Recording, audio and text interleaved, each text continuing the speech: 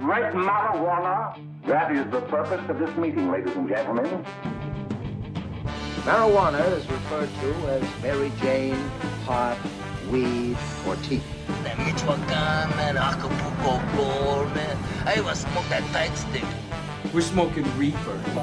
The realest thing smoking on the internet. The Podheads Web Show. Welcome, ladies and gentlemen. It's 4:20 on a Wednesday night in February. You're in the Cipher with the Podheads. I'm your Commander-in-Chief, Frank the Tank, and as always, I'm hanging with my very best buds, JB Perez. Yeah, what's up? It's your boy, JB Perez, once again in the Cipher with the best of buds. I'm feeling a little bit under the weather. That's why I got my hoodie on. Podheads JB on all social media platforms. It's going to be a good show, y'all. Let's do this. Yes, sir. Yes, sir. And of course, Mr. Making C Money. Hey, everybody. It's Making C Money at Making C Money on Instagram and Twitter. If you want to get in touch, always a pleasure to be here in the Cipher. We got a very special guest, Mr. Jeremy Gomez, the true mensch here, the owner of GCW2, dare I say? Is that okay to say? Go right ahead and say it. Very excited to be here. It's always fun when Jeremy's here to hang out with us in the Cipher. What's going on, boys? What's up?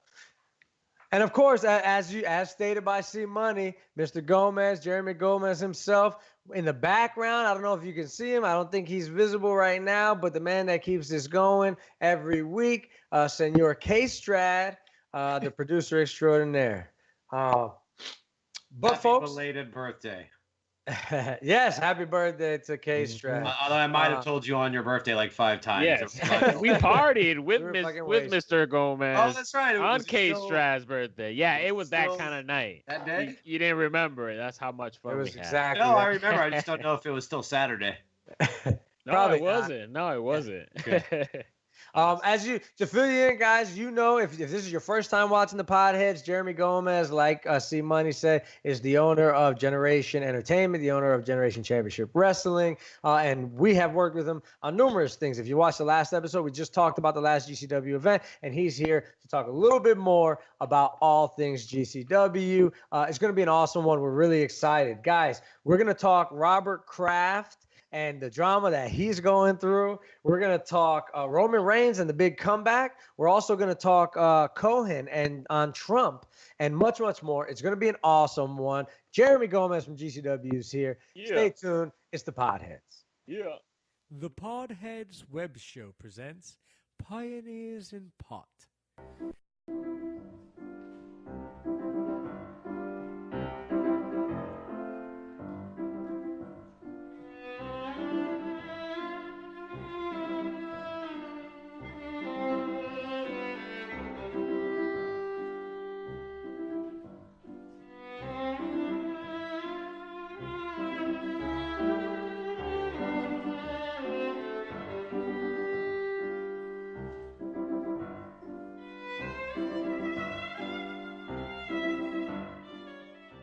All right, you're back in the Cipher with the Podheads. Check us out on all social media. I'm at Podhead Frank, but look for the Podheads Web Show on Facebook, Twitter, Instagram, all that good stuff at the Podheads Web Show, except no imitations, man. We're the only ones, the only real Podheads out there. So check us out. Follow, love, subscribe, and we'll show the love right back. But to stay in tradition here, we have a tradition that we do every episode. So before we get things started, shall we do this as we always do? Yes, sir. Yes, I feel like I'm sir. always Yes, jumping the sir. gun on the tradition. I just did the same thing with you like we always do. It's for posterity. Have I told you that I have that same wooden pipe, Frank? Ah, look Again, at It's got a that. box and it's got The different one pieces. pipe to rule them all. right there. Very nice, very Crazy. nice. One pipe to Great rule them movie, all. bro. I love Lord of the Rings. Like I'm a total nerd fan. Love it. Ooh, Great I gotta come up with a name. I don't have a name for this. Like The Gandalf. Gandalf. Bruce Wayne. Right from the Gandalf. bat. nice. Yeah, but I gotta turn it into like a bud kind of like Gandank or something. I Well, don't know. what I'll would think- be like a Middle Earth sounding weed fucking? I don't know. Well, think Something, about we gotta it. If think. you're out Yeah, there, I you think have a that's good more. idea what we're gonna name. We should ask the public How what they would about name. Bill Bull Baggins? That's a good one. Okay, anyway, as you can see, I'm smoking my pipe. What's everybody smoking? I got lemon tree. What's left of lemon tree, anyway. Little carcinogen / actual taste still left in here. It's delicious. What do you guys got? JB, Jeremy, Kstrad? I have super lemon haze, and I'm smoking out of the Bat Bowl Bruce Wayne. The Bat Bowl. That's awesome. That's awesome. Fucking through a lot. And here, I don't know what this is called. I don't really ask my plug. Fucking weed, man. I just said weed. Yeah, give me something Don't that know what it's fucks me called. up. Just give me a bag. Yeah, exactly. Mr. Gomez knows. Yeah, as long as it gets me paid. Yeah, Bling, but I'm bling. telling you, we are going to Colorado. Remember that, guys? Colorado's coming to you for 420. So I want all the education. I want to walk into like a fucking museum with like a guy in like a damn suit and white gloves, just kind of walking down the hall and say, And they My will. damn birthday. And and I they don't get to will. go to Colorado on 420. What the hell, man? "Hey, You're you know, welcome to you're join welcome us, to my join us." brother. Yeah, we got a wrestling show, I think. Of course, that would make sense. Yeah, I always gotta work on my damn birthday. I never get to celebrate it. Ah, damn. Yeah. Well, it's right up his alley. Well, guys, we're on the catch us, so let's talk. What's everybody been up to? Jeremy Gomez, GCW. You guys have been catching fire. Talk to us. What have you been up to since? What, about a year ago when we last? Since the when you were last- first force, It's been a year. One. Probably not. I Of think course he was on 8 just months? before CannaFest. 8 so- months. 6 Yeah. months? Yeah. Don't say the C word. That word. Canada. Stop it. Stop it. Dude, I don't know. I've done a couple food events, but we've been trying to pick up the wrestling thing a lot, and apparently people dig us enough. So we've been doing right by people and booking more shows. You guys have been at 2 of them. I think you guys were at Rex's show, GCW 3, and you guys were just at GCW 4 this past weekend, which was slammed. And you did the commentary. Have you watched any of the matches yet that I put up? Yes. It was Other than the great. clipping problem that we got to work on, No, it's a bro. live event. Other than that, I Right. mean, they're badass, man. The audio, we just got to get the audio right, which, we Figure it weren't out, able dude. to test it all that It great, was- but we will figure it out. Dude, there one was thing, 20,000 people running around us while we There were trying to really do that, like were, on the dude. spot. but let me So- just say this. It was great. If you haven't watched nothing else on .tv, check it out. You can watch all the GCW matches there. We've had some posted up. Do yourself a favor and check that shit out because the talent level is through the fucking roof. And I'm not even bullshitting. I wanted to mention about, because I watched a couple of the clips. I was surprised. I thought the audio came out a lot better. Like as far as just us, the commentary was Yeah. a lot better than I thought it would be. But It was awesome. But the angles, one thing that I loved was, put one in the air for Candy and the rest of the people who were running yeah. around with the cameras because, my God, the transitions and the cuts were money. I mean, it's like you're watching something, WWE, something. I mean, it was good. It was Thank really you. good. Yeah. I think Frank pretty much handled the static cam, the stationary cam, which was awesome, except like, again, second time in a row, the tree match disappeared. Treehouse tree matches disappear like he's Really? a fucking Got bad alien. luck. Gone. That's when the It was battery corrupted. died. Only Yes. his match, amazingly Fuck. enough. But other than that, I think you guys were handling the static cam, which came out great. And my wife does all the filming on the roving cam, which was pretty damn amazing. And hey, I do all the editing on the fucking cuts and shit like that. And You syncing did it. the edit. Wow, well Hang on. done, sir. Yeah, I finally learned how to use my multicam function on my Vegas Pro, so I'm getting better at it. And we Good. found the 4K button on our cameras. There you go. We were talking about that the last time. I Stop. was like, this says 4K. It didn't record in 4K. But Yeah. now you say, okay, I got you. That makes sense. Well, here's the thing: when we upload them to YouTube, eventually we upload our GCW Nation show to YouTube. I think 3 weeks after it airs on nothing else on. But when we upload stuff to YouTube, it comes out like pretty high resolution. If you see our stuff on Facebook, they're still downscaling it, so it's not even close to 4K. So we apologize, but yeah. The production's getting better. You guys are there helping. I wish you could be there at every single one. I know you can't, but I wish you guys could do the commentary all the damn time because it was cool, man. I really the shows came out. They're coming out good, man. Yeah, they really are. I mean, we talked about it on the last show too, just the talent. I mean, we love to commentary because it feels so natural. I mean, we're just fans of these guys. I mean, the match that was on Nothing Else.tv between the champ, Rios Badu, and Mecha 450. I mean, we were fans while we were commentating. Yeah. I was loving the It whole was a fun- fight. it was a fun match to It watch, was yeah. fun. That's why it came so natural. That's why we had a good time. Yeah. And I get That to being be- said, I'm sorry. Go ahead. No, I was like, and I get to be like, I know I'm not in the match wrestling, but I get to be like a part of the damn match. And You were, Yeah. dude. That You was were cool. in there. It's humbling, man. And let me tell you, dude, Mecha Wolf is a scary. I keep looking like when he gets Michael into your Wolf is face. Scary mother. Dude. He's got those eyes. He's and intimidating. that He's look. intimidating. He has the most sparkling blue eyes, though. They're sparkling. Dreaming. Well, you know, I wanted to say, speaking of some of the talent. By the way, speaking of, I was going to mention earlier. You know, we'll be at any events that you want us at. If we don't literally have something else pulling us out. Other than that one, we'll be at all of them. We'll be at all of them. So, interesting story on that note. I guess everybody's heard that the leaked announcement that WrestleMania is going to be in Tampa in 2020. So, I already have a location locked down, which is, guess what? Same place we were at this weekend, except we have the entire outside, the front side, and the inside. So, we're going to do a big GCW show with like multiple rings and multiple companies at that show on WrestleMania weekend. So, guess what? Already planned. Fucking be there. Guys, you heard it here, right here on the Podheads. Exclusive. You got a year's notice. You got a year's notice. Plus. So, hashtag GCW. Check them out. You're good? GCW 420. Whatever. Yeah. Also, where can they find you on YouTube? What was the name of GCW Nation on YouTube? YouTube is under Generation Championship Wrestling. There you go. Generation Championship Wrestling. Okay, great. Jeremy, talk to us a little bit about you know, some of the talent and dealing with the talent. You know, is this the first time you've ever worked in the wrestling business as in terms of like promoting, putting together your own events, anything like that? Well, you know, I do events already, but like it's the first time. Well, this is not the first time anymore.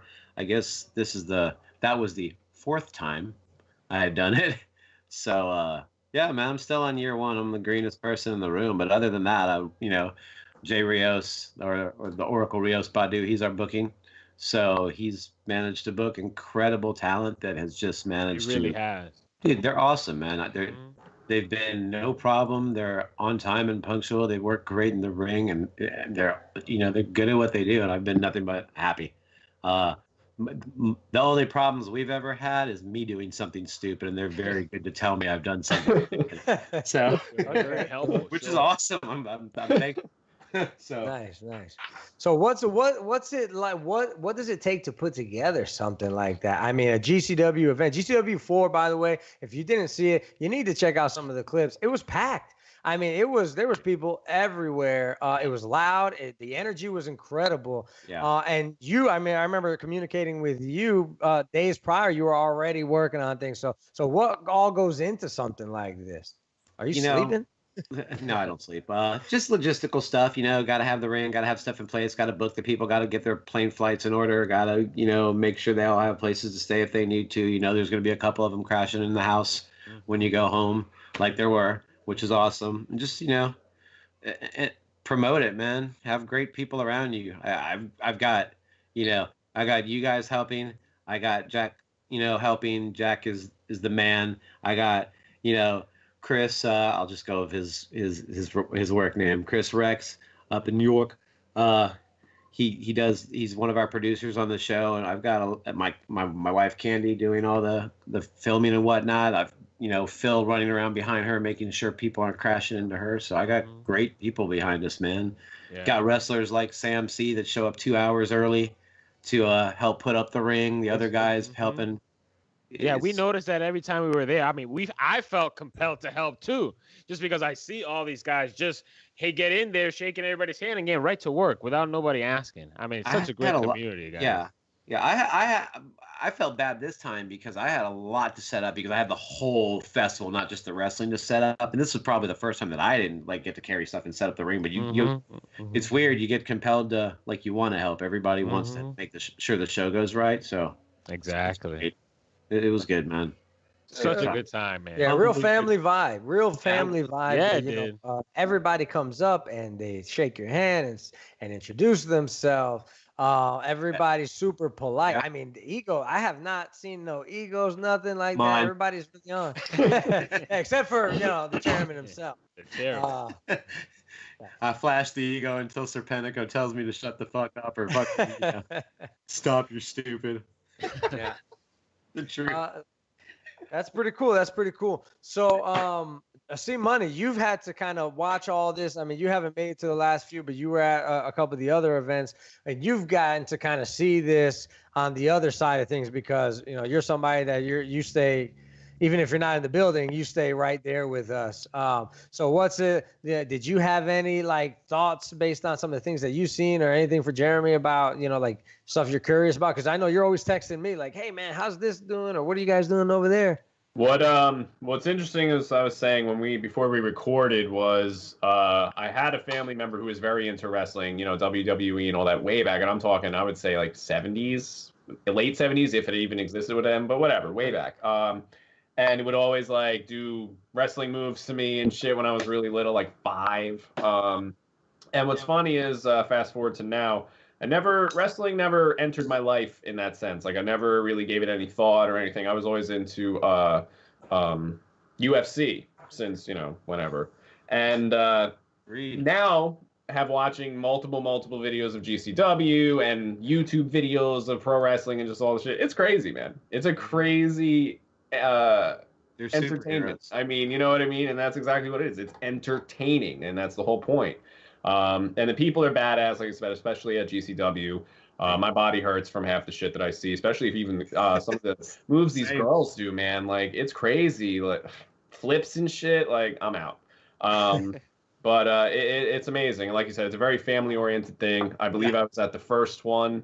And, you know, it's funny JB mentions that because I felt compelled to help as well. I'm sitting there, before I know it, I'm fucking lifting these giant steel beams in the truck. I'm like, what the fuck? You know what I mean? Like, Thank you.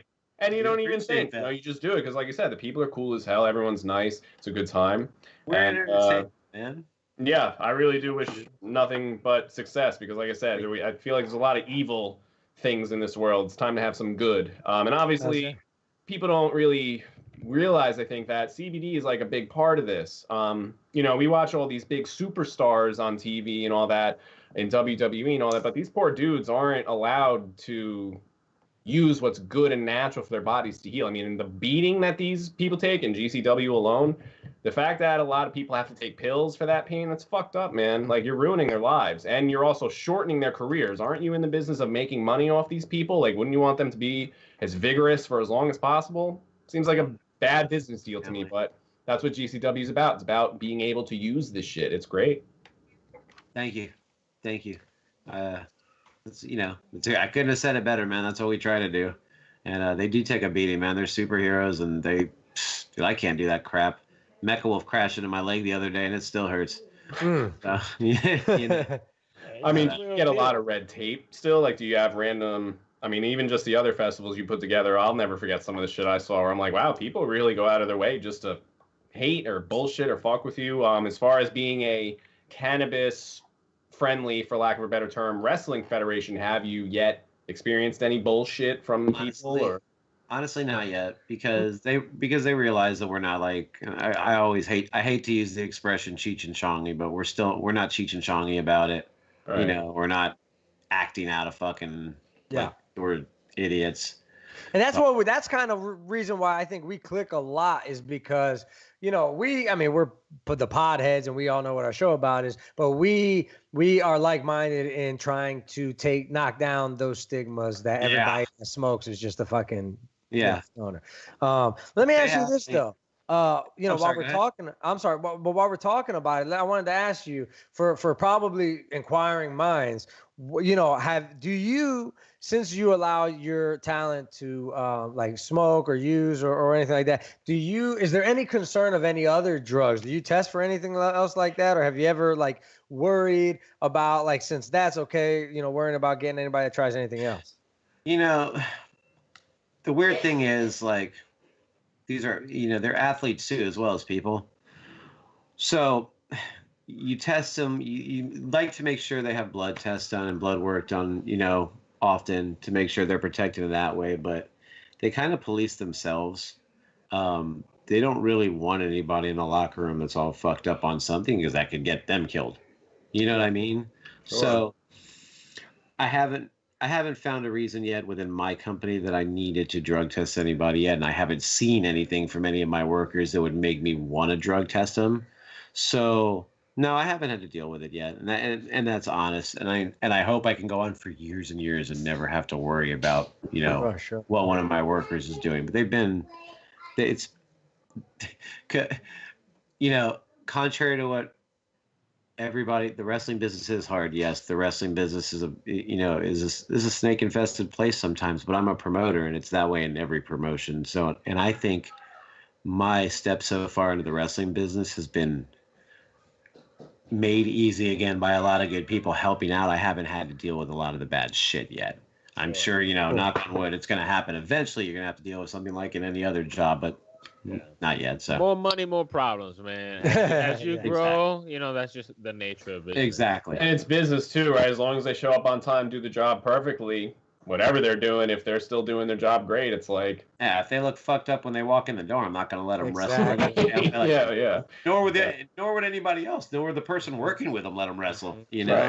Right. To that point, I think that wrestling has evolved at a point now that so many people know about the horror stories and the negative kind of results of long-term drug use and that hard life. Yeah. So, before a lot of that shit was kind of kept, in the locker room and kept quiet. And now that so many people know, I think people tend to take their health a little bit more serious. So. Yeah. I hate to say wrestling's become more serious behind the scenes, but maybe it's become more serious behind the scenes. It's always been a big business, but it's a big business now. And as businesses get bigger, things get more serious. So they do a good job of policing themselves, man. I'll tell you that. Good. I'm glad. And again, I have a great book. Jay knows. Jay knows probably who GCW doesn't even want walking through the front door, and he's done a good job doing that. That's his job as my partner. So awesome, good to know. And you know what? We got to get to the weekend weed. But speaking of the champ, Rios Badu, he came and he did some commentary with us. The guy's a pro, man. So I'm not surprised at all about when you say booking and all that, because I mean through and through, from what he's doing in the ring to his mic skills, the way he interacts with crowds. I've been a fan my whole life. I grew up because of Big Ace. He's been a mark his whole life. So he kind of brought me along. So I remember the first WrestleMania. I mean, the first WrestleMania was the year I was born. So I've actually gone back and watched, obviously. But wrestling, WWE WrestleMania has been around for my entire life.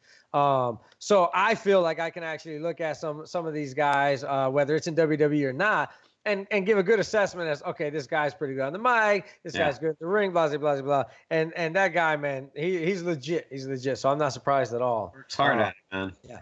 Cool. Yeah, in the ring and out. Acting classes, everything. You name it. He works. Oh, look at that. Wow. Oh, shit. Honing your craft. I'm really not. He works at it. Yeah. That dude isn't in the ring teaching or training. He's at work in the ring, or he's at the gym making sure he's in good shape, or he's admonishing me for eating too much and drinking too, or blah blah blah, or he's in an acting class or doing something that makes his craft as a wrestler better. And he's been doing it a long time. I think it was his 10-year anniversary like a couple nights ago.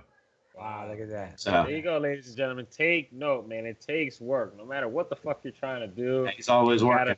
You gotta put in the work, man. Nice. Everything on the outside is just that on the outside. And then on top of that, he books GCW and puts up with me. He's nonstop, man. Jack of all trades. So awesome. One up in the air for the champ right now. One up in the air for the champ, Rios Badu. So let me take it right there, guys. It's time to move on with the show, and it's time for the weekend weed. I know that's why y'all are here anyway. The weekend weed is that segment where I bring you the news a la cannabis from around the world. So here it goes. The weekend weed for this week. Boys, the headline, it's the first one comes out of Denver, okay? The motherland, we're going to be there 420. Don't forget, at the Podheads web show. Denver allows lounges now for smoking. They voted on it 10-1 to allow lounges as a legal place of business to smoke. Please let there be a smoking lounge by April. Please, guys. Okay, so there you go, guys. That's the headline. Basically, the city council, the law when they got enacted in 2016, basically put a caveat of 4 years to these businesses. Says, all right, we're gonna allow everybody to have a lounge, but in 2020 that stuff's gonna end. they were putting that caveat in the law, back then because they didn't know what it was gonna happen. Totally understandable. Well, they voted on it again, and 10-1, that thing passed. So it's pretty much sets a precedence, guys, and that's why it's news. Denver does it the first way. They do it first, and they do it the right way, is what I'm trying to say. We talked about Denver before about how they handle the weed money, how they handle crime, all these things. They're doing it right, and this is just another example of why Denver is doing it right. Thoughts, guys? Fucking flagship state, man. They really are the flat. Like, god damn it, I need to rob a bank and get the fuck out there. Like, fucking that state. Like, either that or Canada. Colorado and Canada, I feel like, are the places to live right now. Like if you're a cannabis fan. I have to put this caveat in there because these lounges, it's for vaping and eating right now. It's not, you can't light a blunt in there, or you can't have a lit fire. It's a fire thing. It's a safety thing. Okay. So I thought that was important because I didn't want people to go in there and start lighting up. Okay. But you can pretty much do anything else, right? We all got pens. We all got vapes. We all got dab rigs. We all like edibles. I mean, these are lounges for you to go in there and get social. I mean, again, we're trying to change the stigma of it. We're not just loners in our basement eating chips and shit. We can go out and socialize and talk weed, talk Denver, talk anything socially. So I thought that was another great reason why these lounges are dope. And I can't wait to go to Denver.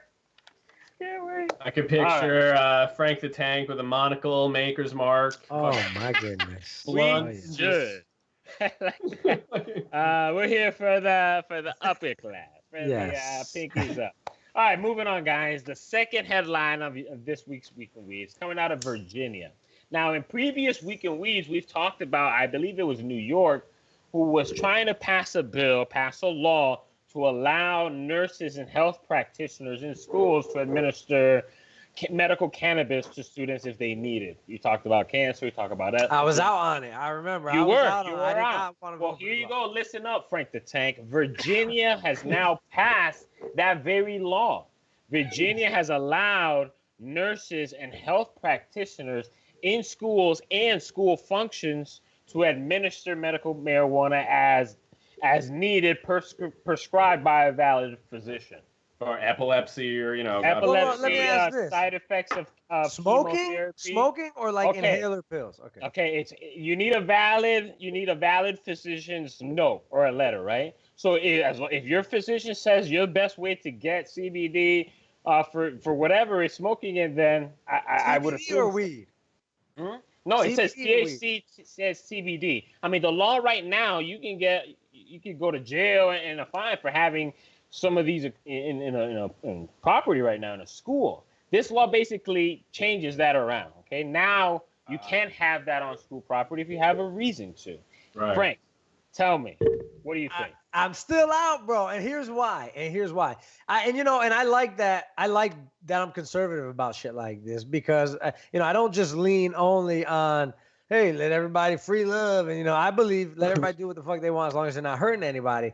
But especially with kids, I'm careful. I got teenagers, or I got a teenager. So my thing is this: what's to stop little fucking Johnny, who's got the weed prescription, for whatever the hell his deal is, from being the coolest drug dealer in school, basically? Okay. All right. You know what, man? That's all right. So no, I have more. Let me.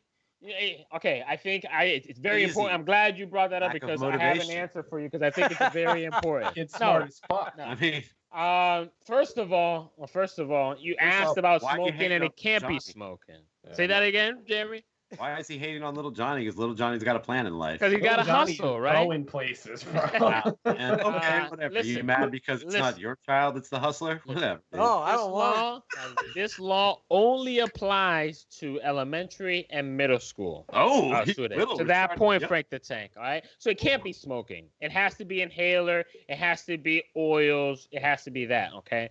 Can't be the high schoolers. And I think that, to your point, is the reason why that law is that way. Okay. Yeah. And it's treated like any other pharmaceutical that you're prescribed by your physician at a school. It's illegal for a nurse to give any medicine to a student unless they have, permission. So they're just adding that on to medical marijuana.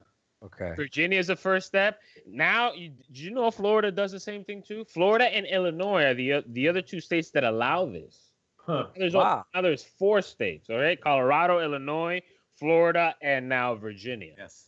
I had no idea. Yes. Well, think of little Johnny. Johnny has cancer, right? Johnny gets chemo, but he wants to go back to school, okay? Shouldn't little Johnny be able to take CBD, THC in whatever form? And I think that's what he can be cool, so to go back to school. Sure. That's what I think when I said if it's controlled, like if the nurse has control of the substance, and it's not like where other kids can get involved, whether they catch a contact or have access to it, then absolutely. Like any other opioid, like any other medicine that a nurse would give a student, it would be treated the same way. Lock under key, nobody else gets it but the nurse. Jeremy? Word. Well, dude, I have a different take on it, man. I have an autistic daughter. Mm-hmm. So, but then again, I also homeschool.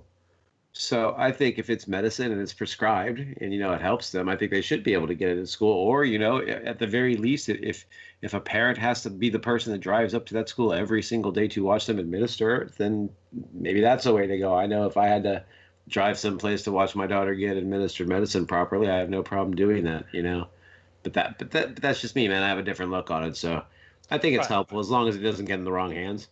Exactly. Again, and I said it before, I said it again, it would be treated like any other opioid. They'd lock and key. Nobody else that's not prescribed is not. Hopefully the people administering it would have some sort of training, but, can I ask a question?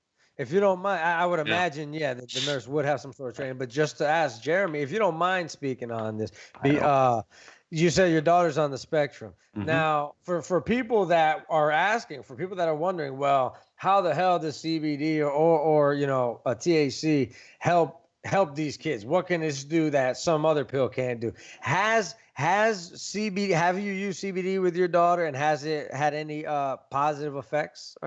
We're pretty open about our CBD use. We had Extract Labs, I believe, was the first people that ever gave us CBD.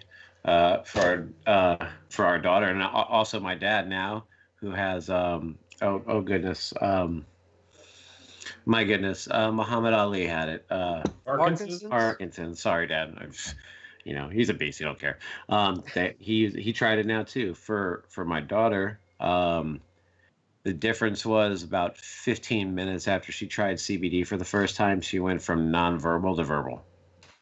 Like in 15 minutes, like I'm instant, man. Ridiculous. Holy shit, that's it's just crazy. I'm not. My wife could tell you all the specifics and the technical reason why it works. All I can tell you is it helps her, instead of thinking of 1,000 things at one time, she's probably only thinking about 50 things at one time. Yes, which is amazing help. 50 things some people can handle, and she does, which is great. She's very. Our bodies are made for it. We have cannabinoid receptors. We have a cannabinoid system that really controls the other systems. On my end, I believe that it's kind of linked to autism that we don't have CBD anymore, because it's been raising. The number of cases have been raising, and it correlates a lot with the fact that hemp was outlawed for so long. We used to thought that. Well, we used to be growers of hemp, which means our cows and our livestock ate hemp, and we ate them. So it was feeding our cannabinoid system. Oh, I think it was a law. Interesting. Wow. I do research, and it might be a whole show you can look at. But it's we used to have CBD in our diets. Right. That is true. And it's gone. It was in everything, right? I forgot when, but it was the law at some point to grow hemp. Back in 1600s. The colonists brought it over with them. Colonists. Colonizers. Colonists. Yeah, we had cannabinoids. Colonizers. For years. It wasn't until later on that we had smokable cannabis, and I believe that was either a gift from Napoleon to a Turkish king or something, and they paid America in actual cannabis. It's some story about either Napoleon sent it over or a Turkish guy sent it over, but it was payment for something. And that's when the smokable cannabis got introduced to the Americas. Oh, I better look that up for my pioneer, guys. Yeah. All right, Jeremy, for my pioneers in pot. I'm dyslexic today. Lewis right, and what else you Clark got? smoked the gun. No, I'm just kidding. Yes. Go ahead. All right, so let's keep it moving. I got one more week in weed headline for you, and here it is. Okay, this one's fun. It kind of touches on all the things I like: marijuana and archaeology. This one's coming out of China. Dr. Jones. Jones. Short Oh, round. yes. Data from Raiders of the Lost Ark, Yes. I think. Indiana Jones. This is coming out of. Oh, hey. There we go. Hey. Hey. Say hi. Hi. Nice to see you again. Say I got a hi. guest here. Talking about. Hey. Say hi, Podheads.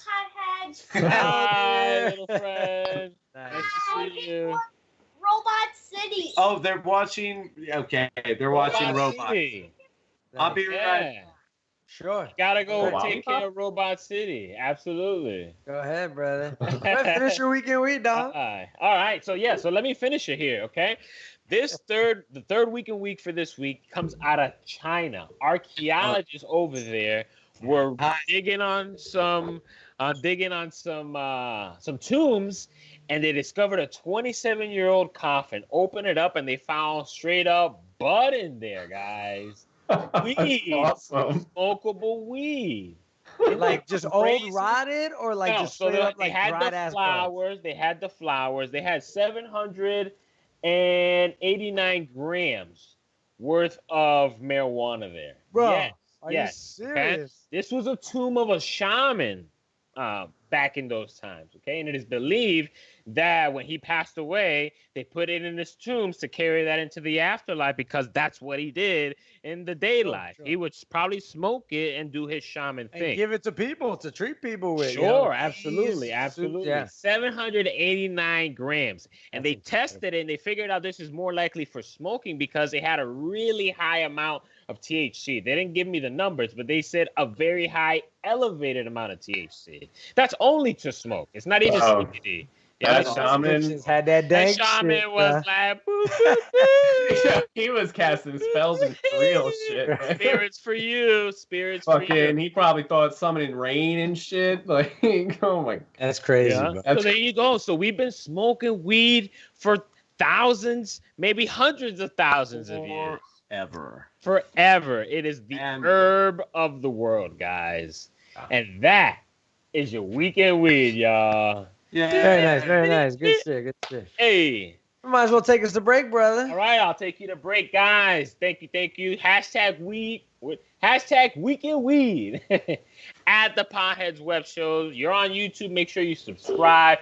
Instagram, Facebook, Twitter, all the social media platforms. Make sure you're following GCW. Make sure you're following Mr. Gomez. Okay, make sure you're on their YouTube page as well. Okay, we got a lot more to go on this show. We're gonna keep talking to Jeremy. What are we doing on this break? Nothing. When we come back, we're gonna be talking about Roman Reigns. Yes, thank you. That's why we call him the chief. Man, the Frank the Tank. We're gonna be talking with Jeremy and Roman Reigns, his return. All right, at the Podheads web show, y'all. Thank you for sticking with us, y'all. Yeah. And speaking of that, speaking of conditioning, while we're on the subject of technology, look, man, there's an app out that I just found out, a service that basically can guarantee to make your partner have sex with you more. Can you believe that? And it's supposed to be like Cambridge Analytica for the common guy. It basically collects data based on things that your woman, reads, uses, whatever, and it puts ads that targets that like puts ads and Vogue magazine. Top 10 reasons why you should be having sex with your man. 3 reasons why you should give your partner more BJs. You know what I mean? Shit like that. And it's making like these pop-up ads appear in their inboxes. You know how you get targeted marketing all the time? You're playing a game, something pops up. So what it is, you pay this service, and I think it's like $23 a month, $29 a month. You pay I gotta hack their phone though? No, you pay the service $29 a month, and then you send your girl a link. They provide you a link. You send that to your girl like it's like what's the word? excuse me. Like a YouTube video or a funny link, whatever. You send it to her. She hits the link, and what it does is it sends all her information to that company. I don't know how I feel about that. Something that pops up, a pop-up that talks about, and it's supposed to work like psychology, like conditioning, to get her to feel horny more, to want to have sex with you more, to initiate sex more. Yeah, I understand the psychology behind it. Where's the ethic? Where's the ethics behind it? I don't even know how this is legal. There isn't, like, my ethics clock is tingling a little bit because, like, damn, like, it's so easy for them to be that intrusive, or that we just give up our privacy just so freely for $23 a month. Like, damn, that's crazy. But they say that it's already being done to people by the masses, and it's completely legal. That when you get a fucking, there's a reason why you get ads on your cell phone for video games as opposed to ads for, fucking motorcycle fucking parts. You know what I mean? Right, because you like video games, and it's happening to us on a daily basis. You know what I'm saying?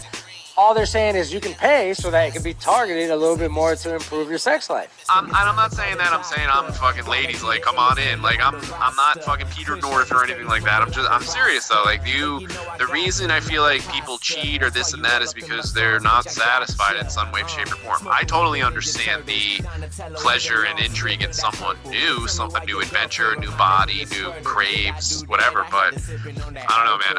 I've been in those relationships where you just drifted apart, weren't hitting it, and just couldn't connect, didn't like these things, whatever. But I've also been in relationships where we were totally cool because we both were satisfied.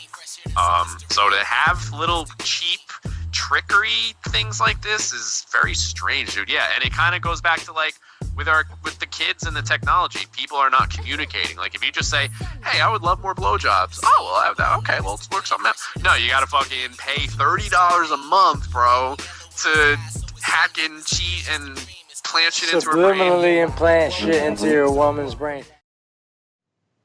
All right, you're back in the cipher with the Podheads. Yeah. Frank the Tank at Podhead Frank on all social media, but bigger and better than that at the Podheads web show. Everywhere, look for us. Subscribe, like, follow, share, all that good stuff. Peace. Hit us up. We'll hit you back. We appreciate the love. Here in the cipher with Mr. Jeremy Gomez, the man himself. Right. W. Check them out all over social media and on YouTube. Also, nothing else on .tv. Guys, big news this past weekend in the wrestling world, in the wrestling community. The big dog, right? Roman Reigns returned on this past Raw to action. And he announced in the middle of the ring that he was cancer-free. He was in remission. Remission, right. Wow. And, the place blew up. The place blew up. He definitely got the biggest pop he'd ever received in his life. And it has stirred some conversations around that whole deal. First and foremost, I just want to say I'm happy to see the guy back in the ring. I'm happy to see him back in action. And regardless of what the situation is, I'm happy that the guy's healthy and doing his thing. But we're going to have some fucking talk. What are you alluding to, Frank? Yeah, what are you alluding to? Cancer-free. That's great. There's some whispers. There's some whispers going around. Some people are saying, my goodness, that's the fastest cancer remission I've ever seen. I mean, he announced he had leukemia. If you don't follow wrestling, Roman Reigns was the Universal Champion, pretty much the face of the WWE. And in October, after beating Brock Lesnar, everybody knows who Brock Lesnar is. After beating him for the championship, still works at SummerSlam, he announced that he could no longer wrestle. He was going on hiatus due to leukemia. Well, 4 or 5 months later, that was in October. So now here we are in February. He says he's in remission. Full head of hair, looks great. And he is, he's going to be back in the ring, probably going to be in WrestleMania in some capacity. So just to keep it short, I don't mean to go on, but people are saying, my goodness, that's the fastest, cancer battle I've ever seen. Some people are saying he couldn't get over to save his life no matter what they did. So this could have been an underhanded way. Some people wouldn't put it past Vince McMahon saying it would take a cancer battle to get the guy over. And he is over. I want to know what you guys think. One thing I know about the WWE and their wrestlers, that a lot of them are goody boys. Yes, sir. Yes, boss. Yes, Mr. McMahon. I mean, that's somehow gotta be right. You gotta Well, be. he gotta owns... be. Hold on. Let me finish.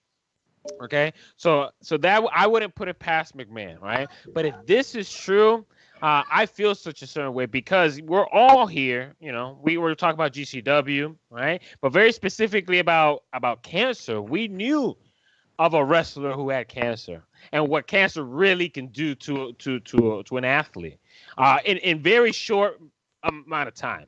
Okay, so some of these rumors, it does smell a little funny. You know, it does stir some feelings because we have some experience with that situation. And if it is, damn. Damn. I mean, what else can I say? That's fucked up. I don't want to say anything else because it might not be true. Because you're right. If he is in remission and it is the world's fastest remission, then, it had happened. He's the world record holder, I guess. But if it's not a good look. See, Money, what were you about to say? You said he on? What is he on? So I've heard Vince McMahon is a son of a bitch when it comes to, his company. Obviously, the guy's super fucking rich. He does it well. If I'll play devil's advocate, I don't know much about him, the company, or anything like that, so I have to kind of play a neutral devil's advocate.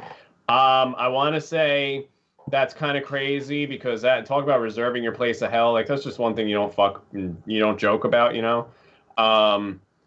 But, on the other side of the fence, you got to understand, he's very famous, he's very rich, he's very wealthy, the company is very wealthy, they have access to the best doctors in the world, the best surgeons in the world, the best anything you need. And honestly, dude, with some of the podcasts I've been watching over the last month, the science has come so far. So with unlimited resources, money, and reach, who knows what's out there, man, that us norms don't know about. Like I've heard stories like of Mel Gibson's dad, let's say. Dude was on his deathbed at 90-something years old. Took him to Guatemala or something to get some stem cells. Really? The guy's like a 60-year-old. Gave him some fucking baby's blood. Dude. Hey, Magic, I'll never get over Magic Johnson, bro. He had AIDS, and then the AIDS were gone. Again, HIV. There's HIV. Excuse me. Yes, HIV. Excuse me. Yes, no, you're right. But there's a whole world out there that we just don't know about because we're not in that level. Not there. Like it, Yeah. So Jeremy, what do you think, man? About the whole Roman Reigns coming back, about the whispers that it's all a show. Would you put it past McMahon? I mean, you can put your GCW hat on too as a competitor if you want. How about no? Oh. All right. I usually talk too much. Rex would tell me just be happy the dude doesn't have cancer anymore. Sure. So I should say that. Having said that, if Rex had more money, like Roman Reigns money, he may still be here. He may not still be here. Sure. And Vince, all us owners, we have lunch all the time, obviously. I'm just kidding. Vince is the devil, and he's a genius at the same time. Right? I don't think he's that much of a devil. Like he that's use that. He's an old man now, and that would put a shade on his company and his children's legacy in the company and what they've got going on now, because they're kind of in control more or less of the company now. So I would, here's the thing anyways about WWE fans. Cool, he's cancer free. That's awesome. Cool, he announced it. 3 months from now, dude, they'll be back booing him again. That's just you boo Roman Reigns, dude, just like you boo John Cena. Yeah. Well, that goes. I mean, just like you tell Angle he sucks. It's a respect thing. So it's true. Yeah, but that's real life, right? Cancer's real life. It's not. He's also really effing healthy and in good shape. And I was gonna say that. Yeah, that's also true. That's also a good point. So let's not Rock do a UFC fight with with active diverticulitis. Yeah, he almost died too. Yeah, but they're like I said earlier, they're superheroes, man. They bro. All good points. Wrestlers are crazy. So we all kind of jump into the gun here a little bit. You're right. I mean, see, Money said it. All the money in the world. I mean, yeah. Jeremy, you said it. They're some of the fittest athletes in the world. all that cultivation, we should all be happy that he's back and healthy and in remission and back, bro. Because he might be a heel, but he's one of the best. So, he's a super clean baby face. He's supposed, but they're trying to, but people don't like those guys anymore. Yeah, people don't like those types anymore. People want Stone Cold, they want The Rock, and you can't just be copies of of the same shit over and over. But I will say this, I like I said, I am very happy to hear that his shit is in remission. I agree with you guys. I think that it would have to, I wouldn't put anything past Vince McMahon. Anything past this man. He had a 80-year-old woman give birth to a hand on fucking live television back in the 90s. Hey, that was legit, Mark Henry. What the hell, man? Sexual chocolate. What? That was real. Kayfabe to the max, bro. With you, man. That was an innocent baby hand. A hand so my point is he may. He may be low, but there's got to be a line somewhere, and I've got to imagine that cancer, at least that's just one of those things that you don't want to fucking joke with. So I agree. I don't think they would cross that line, but maybe Roman Reigns gets a test one day, and his cancer levels are a little high. Doctor says, hey, we gotta do some stuff, and it's not even something serious, but it can technically serious enough to say leukemia is back. Cancer. Maybe Vince McMahon's he's an opportunist. He's an opportunist. So I won't throw out the there's a limit, bro. Crazy imagination. I have a crazy imagination. Jeremy said he's the devil, but he's not that much of a devil. So okay, so building storylines. Let's talk to Jeremy a little bit here. Storylines. That's one thing I like about your. If you would still call you guys. I would say you guys are probably a little bit more of an indie company, but you're not obviously. Nobody's at WWE level. Yeah, show some respect for your. But my point is that you don't see many people doing storylines unless they're at either your level or higher. So my point is where do these storylines come from? I know that WWE, some of these guys, some of the best guys draw a little bit from real life, a little bit. How do you guys take that approach? Because some of these are ridiculous. We got to admit, some of the storylines are absolutely nuts. So who comes up with your guys' storylines? How are you? What is that creative process like for you? I think you might have seen how we come up with some of our storylines. I think you're in the fucking chat group. We're literally in the chat because nobody anymore can get together at the same time and sit down and write shit. So we're all in a chat group together. And so I'll wake up and I'll smoke a bowl and I'll literally think of the dumbest, most overdone thing ever that shouldn't happen in a wrestling ring. I'll tell that to Rios. Rios will tell me that I'm a fucking idiot. Don't do that. This is the way we're going to actually do it. And then I listen to about half of what he says. I run that by Jack and Chris, and if they give the thumbs up, we run with that. Now, don't lie. I would call, but again, I would Facebook message Rex almost every fucking day when I had a freaking idea, and he would be like, "That's stupid. You're a mark." So I throw that away, and then it would go to Rios.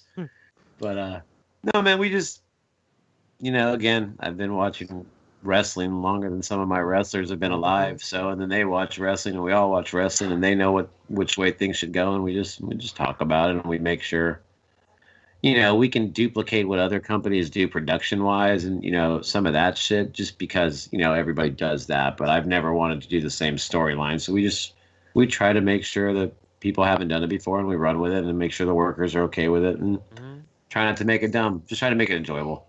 We're getting to the point now with the TV show that we do, GCW Nation, that now we're having to start getting a little more comical and a little more drawn out about it for filler space and stuff like that, like you're supposed to have.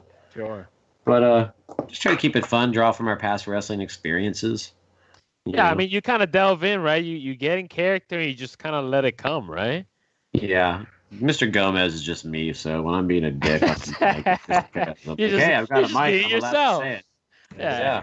Everything else is a front.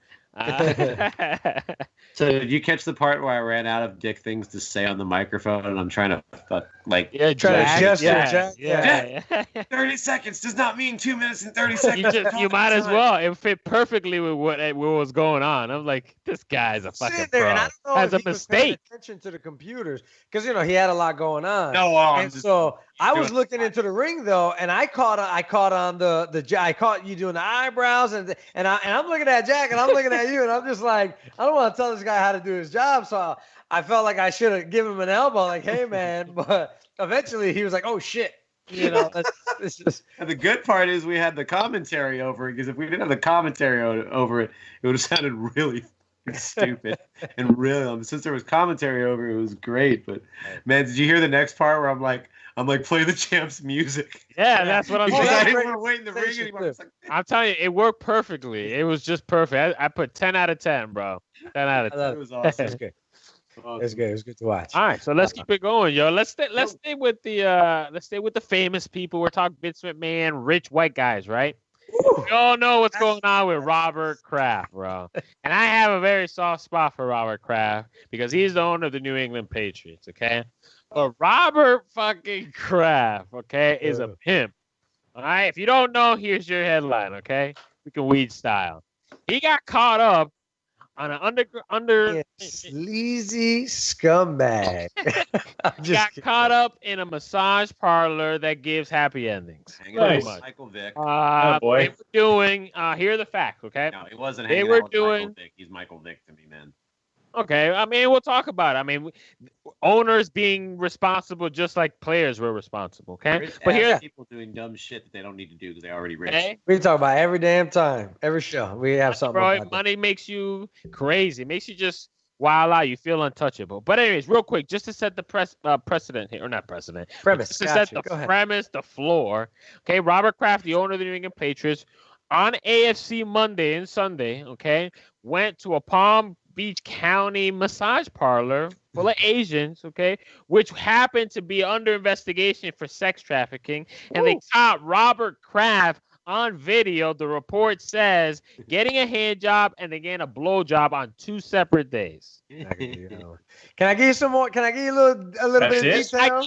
I can't defend the guy other than billionaire. That's all he got. Let me give you a little detail. My point is, he's a widower. He gives money to the charity. He's allowed to get a blowy once in a while. If you're interested in visiting the place that Robert Kraft attended and having your own experience, it's called Orchids of Asia Spa in Jupiter. So shout out to them. Put one in the air for Orchids. They might not be open for long. Was it here? Was it in Florida? Open for long. They're gonna start expanding, bro. After this news, it's in Jupiter. I'm gonna have to take a picture. You know what? Fucking I'm gonna check. Next time I'm I gotta be at least within so many miles. If I'm within an hour, I'm taking a selfie. Orchids of Asia Spa. So check this out. Here's what got me. Here's the funniest thing about this that I noticed, that the police report said that he walked into this spot at 10:59 on Sunday, the night before, the morning before AFC Monday. So this guy is getting ready to head to the stadium to watch his team battle for the AFC Championship. Wow, bro. Bro, he's like under pressure, a little tense. He says, I'm going to pop into the Orchids of Asia Spa, bro. Walks in at 10:59 a.m. He's out by 11:13, bro. Boom. Jesus. 14 minutes. Done. They got that streamlined, bro. They know how to get that in and out and done. I just saw pictures too. They're not good looking either. What the fuck is he thinking, bro? Like, maybe some guys just like Asians, bro. Yeah. If you're a billionaire, I'm pretty sure you got your. Well, exactly. If you're a billionaire, you're gonna go to some random fucking place in Jupiter, Florida. You could probably get like a super hot escort flown to wherever. I don't know. You see the difference there? See how much the difference in money waste was? That's why he's a billionaire. Bingo. That's why he's also frugal. Well, him and his lawyers are adamant that he will be exonerated. Dude, you're on tape. Their words. And then the video comes out. Right. All right. Well, I mean, by the letter of the law, a first charge is a misdemeanor felony. Okay. You can spend up to a year in jail, $5,000 fee, and all that kind of stuff. But more than likely, he will never spend a day in jail. He'll probably pay a fine, maybe some community service. Okay. Well, it requires In his 100 stadium. hours. 100 for the hours? law, Okay. But I'd rather take $1 billion or $1 million something to some charity, some local charity, than send the guy to a soup kitchen. He's kind of this kind of guy, all right? He is a charitable guy. He's kind of a hip. He worked with Meek Mills or some problem. Not Meek Mills. Mills. He's put many dancers through school. He sure has. Get back to the people, okay? But he get in there, got a hand job. The next day they won, or before they won, he got a blow job. They got him on tape. It doesn't look good. Let me ask you, nothing's gonna happen to him legally, okay? No, he's not really facing any What real happens trouble. now? What happens now to the old rich The white guy? NFL is saying that they're going to hold back until they get all the facts. But once they get all the facts, they're going to treat him just like any other associate employee of the NFL. If they're saying that they're going to treat him the same way they treat any player. So if he were to get if they were to suspend a player, they might suspend him. And a suspension for him would be like no contact with your team for 6 games or whatever the fuck. Which it could be a slap on the wrist, or I highly doubt they'll make him sell the team. I highly doubt that. It's his team. It's a private entity. The NFL technically works for the 30 owners. So yeah.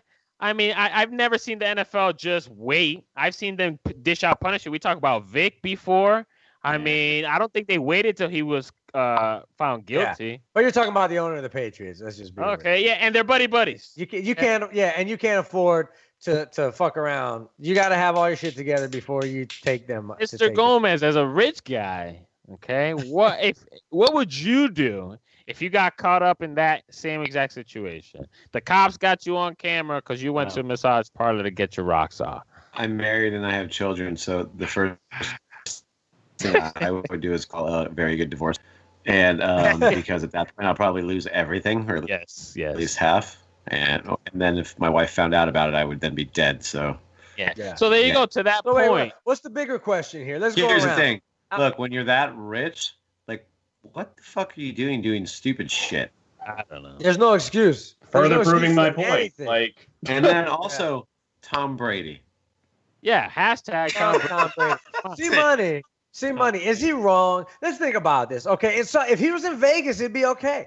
Okay, if he was in Vegas, there'd be no problem with this. So is Robert Kraft a bad guy for this? Yes. Is he wrong? No, What he's do an you guys idiot. think? What would Tom Brady do? Nothing. Tom Brady would piss his pants in a massage parlor with happy endings. I feel like. I feel like he wouldn't even know what to do. Go to a massage parlor. He has Giselle. Exactly. He has his own massage. And also lots of rings on his finger that other teams don't have. For we some know reason. who wears the pants in that relationship.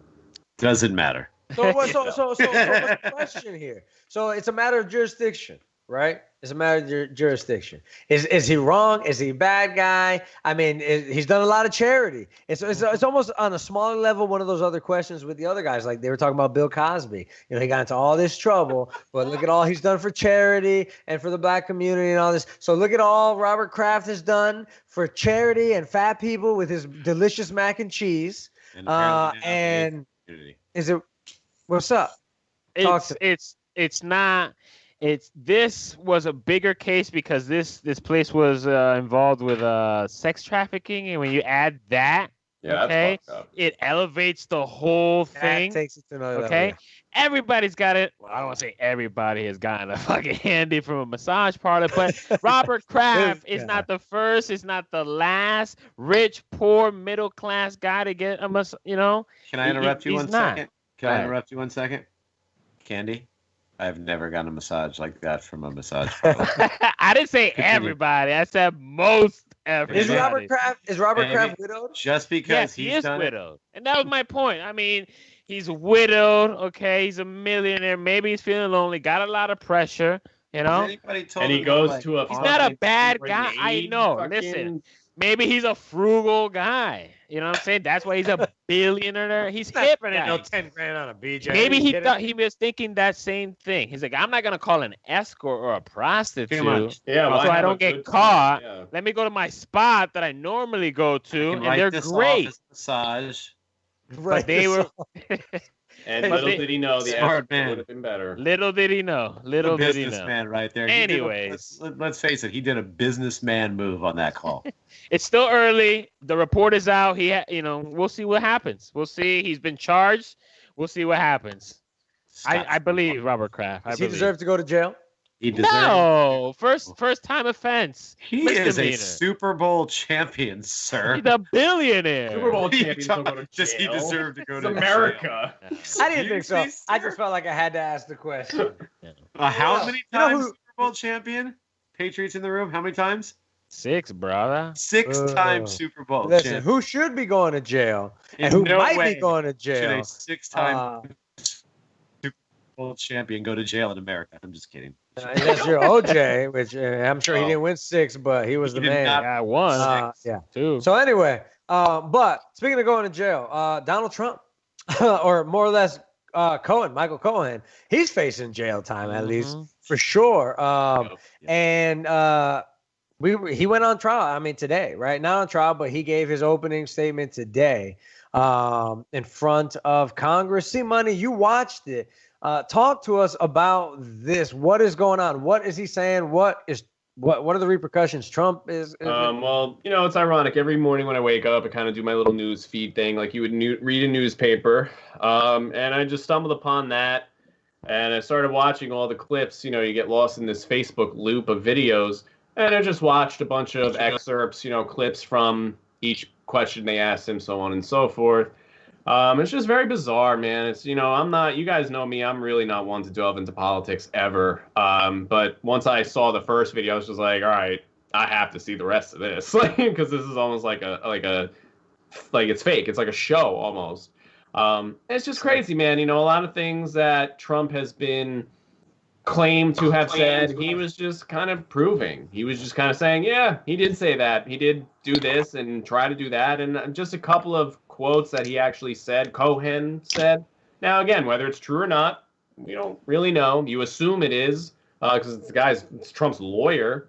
But you know what? You use your own judgment, and who knows what's going to happen after this. My vote is probably nothing. But a couple of quotes he said, Cohen said, was he ran to make his brand great, not the country. He never actually had a desire to lead the country, nor did he think he would ever win. It was only to build more wealth and more power.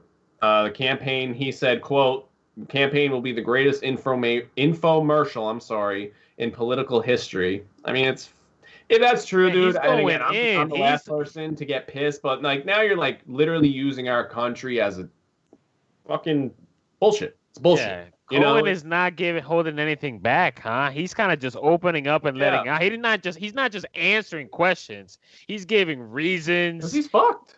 Oh, I mean, what's he gonna do if he lies more now? He's further fucked. But you don't gotta tell. You don't gotta lie. But damn, No, he's opening the floodgates. Bro. He is. He really is. Well, supposedly, Trump said something about the guy's family and kids and shit on his little Twitter thing that he does, where it's like, all right, you're just a dick. So, Jeremy, we really wanted to ask you, because we know you're a Trump supporter. What do you think about all this, dude? I mean, if it's true. I mean, I'm a Trump supporter in terms of, I wasn't a supporter of the other people involved in the race. No, I was going to say, I don't know if I'd define him as at a point guy. Man, I hope he does good for the country. Some things he does good, some things he's just a fucking idiot at. But I mean, dude, it just gets to a point where even if you're a Trump supporter, at some point you got to be like, dude, but it's both sides' fault, man. I mean, one side can't stop talking crap, the other side can't stop making crap. It's just getting to the point where maybe Americans should just remember how to be Americans. Oh yeah. And that's why even on here we don't like to talk about it too much, because we know people probably roll their eyes when they hear the name, and it's like, oh, we get enough of it on the news. And again, it's just it's just ridiculous. Yeah. It's crazy. I mean, the whole thing really is crazy, and it makes you think to yourself, don't we have other shit we need to worry about? Well, that's the problem with the media. The media kind of tends to fan those flames. Yeah. The big stories of everything's got to be about race. It's crazy when you read a news article. It's always. I read something the other day that was about a cop shooting a suspect, and then the first thing was a black man.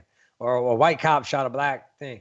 And when you read the story, I mean, it's totally justified, you know what I mean? But it's like, you don't see that kind of shit with a white on white or black on black. It's only when the story's hot. So they love to fuel that argument as much as they can. So we stay divided, right? Black people are like, fuck white people. White people are like, fuck black people. Democrats, Republicans, gays, straights. I mean, you know, where does it end? So the lines of what being an American is get blurred.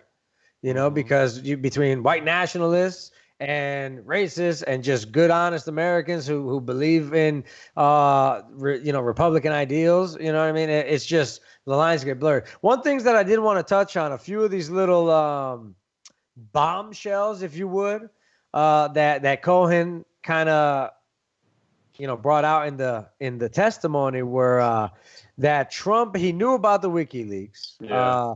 And he totally planned to use them, and Roger Stone confirmed that they were gonna basically put everything out during the Hillary campaign. And you've had communications with Roger Stone, right, Jeremy? Owe me money. Oh, what you say? You've had he owes you money, yeah. With Roger had a really Stone, nice right? trailer. All right, like here's the real. I'm probably gonna get like murdered for this. No, we got your back, bro. Testimonial. Roger's a normal fucking guy when you talk to him, when you hang out with him and shit like that. But at the same time, when he touches you on the shoulder, you kind of feel like he might be the Dark Lord. The Sith Lord. I mean, good for him, man. But I'm sure Roger, and I have a sour taste in my mouth because of that whole festival and Roger. He was sick. Poor guy didn't show up, even though he was the keynote speaker. Fuck him. But Roger, and I have his books, would probably understand that when you play, you pay sometimes, and he played for a long effing time, and there are some, and he'll pay, and Cohen's paying, and if Trump's playing, he'll pay too. Say again? Hasn't Stone been around since Nixon? Yeah. Yeah, that's crazy. Yeah. So, things are changing. I think it's been a story. To the point of everything. I think things are changing. The amount of information that we have now, man, it's getting harder and harder for the old evil people, or even the old non-evil people that have just been playing the game for a long time. The old good people, they're finally getting outed because there's just nowhere to hide anymore. That kind of information flow. So the old people the old men that have been playing for a long time, now they're paying their comeuppance, and that's what happens with every man. You balance. Play. I tell you guys on every episode, I believe life is about balance. When we talk about a celebrity who's had it all and then hangs himself, remember I told you about this kind of stuff. It's about balance. Eventually, the fucking scales will tip.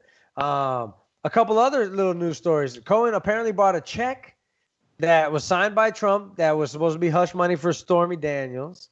Apparently, he said Trump testified Cohen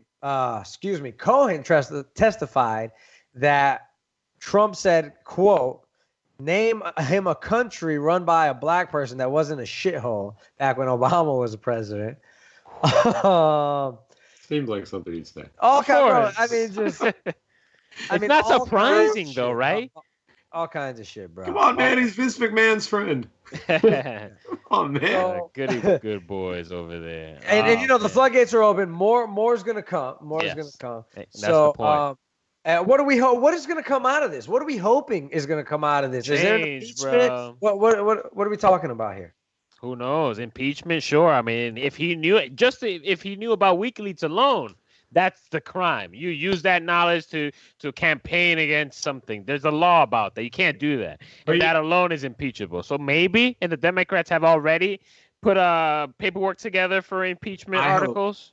So maybe. I hope that maybe in the long run, I hope that Bernie Sanders gets to be president. Feel the burn. burn. Do nothing and get half of somebody else's shit. Feel the burn.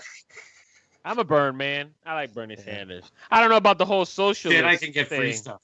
Yes, I don't know about to the level he's at, but I feel the burn. I can support it. I think they're all full of shit, man. To Politicians? some extent. Yes, they're all. Honestly, I mean, like even the ones that would help us with some cool things, like Bernie. I would probably go. He's for got Bernie. his secrets though. It'll come out. Yeah, exactly. Just They're like all Jeremy full said, shit. especially the older generation. You can't. That shit will come out. Hillary paid the price for it. Bernie Sanders will pay the price. And Frank the Tank said in the last episode, the future will be so out there that you're just gonna have to be a good person and work hard. That will be the successes of the future. I don't know when Americans as a whole, forgot that they're politicians. What didn't everybody used to know they're politicians? Yeah. Don't trust what they say, man. I don't know. We lost it, right? Well, the average fucking person. You know how stupid the average fucking person is. I mean, it's indeed. That's true. Man. And technology is such that it's making it's putting us all in glass houses. We can't hide shit anymore. And we talked about how in the future you're going to see the smear campaigns where people's Pornhub history is going to be thrown out. I can't mark my words. There's going to be a future president candidate in our lifetime where their porn fucking history, their Google history is going to be on. Fidget porn. Let's be fair. Dungeon There's porn. going to be a president in German. our lifetime that has a video on Pornhub, probably. Oh shit! Probably. Hey, if they kick us out of YouTube, we're probably going on Pornhub. Yeah. So shout out to We'll Pornhub. take us. Anyway, Your annies. perfect time, guys. Let's go to break. We're on the clock. Once again, guys, at the Podheads web show. Let me thank Jeremy Goins for being here, for sticking with us, for talking crap, talking shit, talking life, talking everything. We'll be right back. Kstrad, take it away, brother. Oh, ¿qué pasa, fellow gamers? What's going on? This is your boy Kstrad with another segment of Tote Games. In today's episode, we're going to be talking about the top 5 games of 2018. So what you probably missed, you're going to hear it now. So stay tuned and have some fun in today's segment of Tote Games.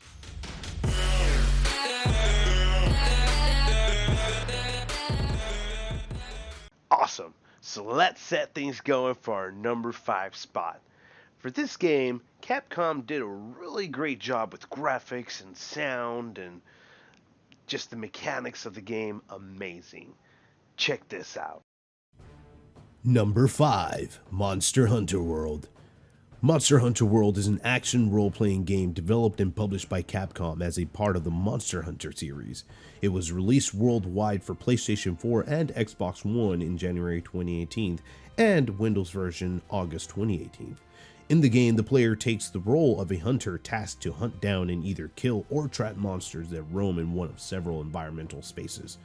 If successful, the player is rewarded through loot consisting of parts from the monster and other elements that are used to craft weapons and armor.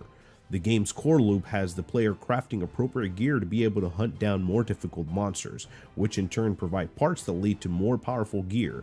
Players may hunt alone or can hunt in cooperative groups or of up to 4 players via the game online services. Did you see that? I mean, huge monsters, cooperative play, awesome upgradable weapons. What else can you ask for? But still not good enough for our number 4 pick. Check this out. Number 4, Call of Duty Black Ops 4. Black Ops 4 is the first Call of Duty title without a traditional single-player campaign mode. Instead, it features the solo missions mode, which focuses on the backstories of the game's multiplayer characters known as specialists.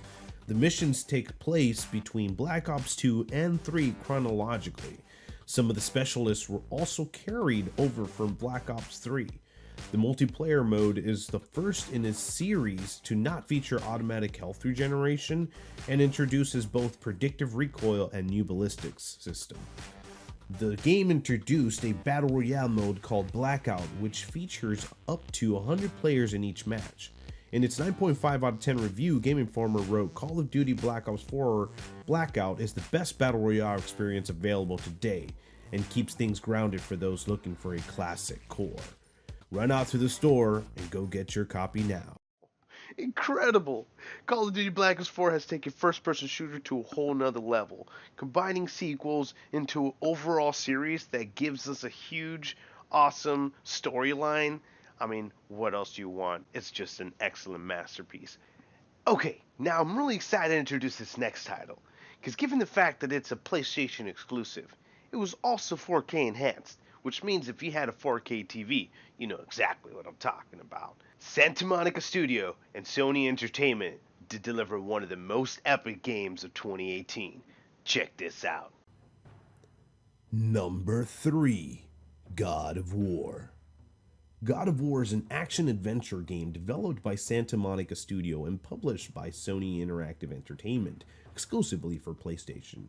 For the first time in this series, there are two main protagonists, Kratos, the former Greek god of war, who remains as the only playable character, and his young son Atreus, which at times may be passively controlled. Following the death of Kratos' second wife, they journey to fulfill her promise to spread her ashes at the highest peak of the 9 realms. Along their journey, they encounter monsters and gods of the Norse world. God of War received universal acclaim for its narrative world design, art direction, music, graphics, characters, and combat system.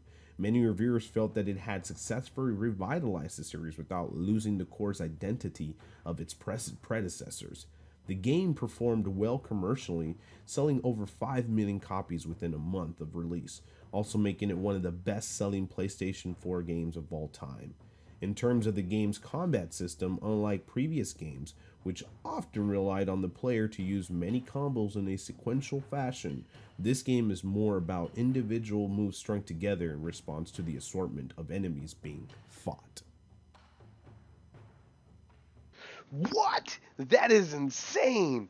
Kratos and his son Atreus battling dark elves, dragons, and valkyries, using his infamous weapons, but just on steroids. Top 10, one of my games of all time.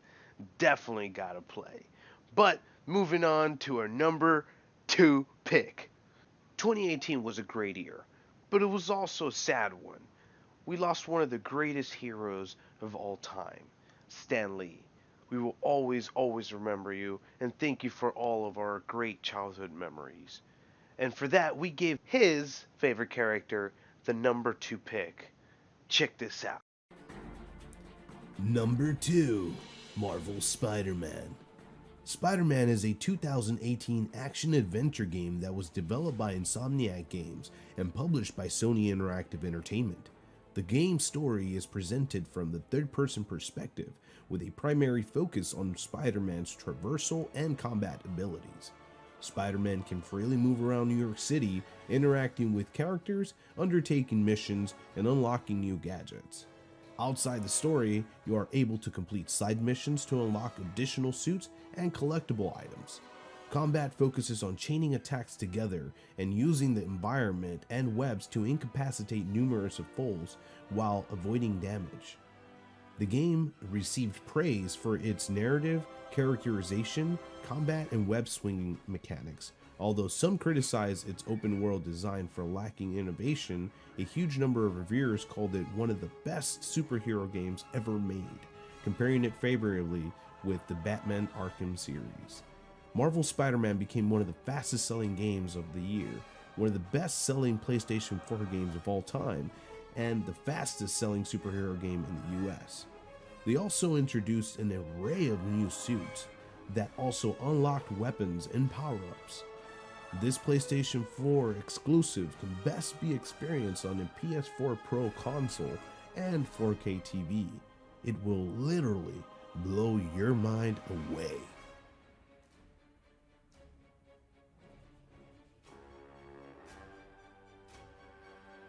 Spider-Man, Spider-Man. Oh, hey, awesome game, huh?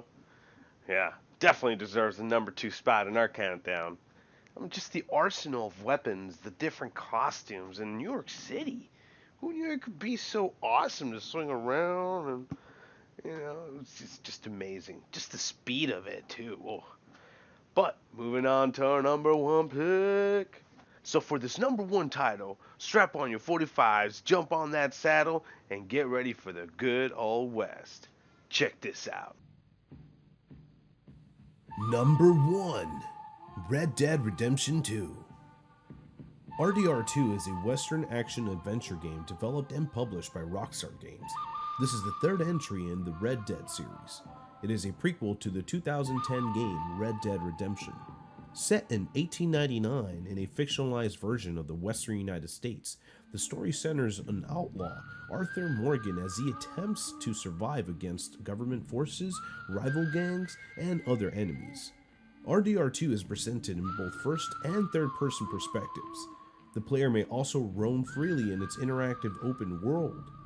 Gameplay elements include shootouts, heists, hunting, horseback riding, interacting with non-player characters, and maintaining the character's honor rating through moral choices and deeds.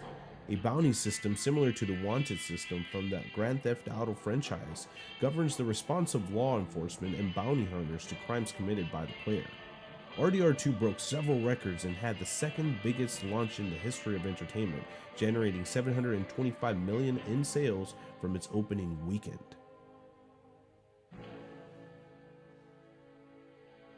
Unbelievable. Red Dead Redemption 2 is by far the best game ever created by mankind. I mean, the graphics were so crystal crisp, clear. It's amazing what technology can do nowadays. Not to mention all the numerous of awards that they won. They broke record. It's insane. That concludes our segment of today's hashtag Tote Games. Please be sure to follow, give me a like on Twitch, subscribe, and also on Instagram. Show some love. I'll show you some love back. Thank you so much for watching, and we'll see you next week on Tote Games.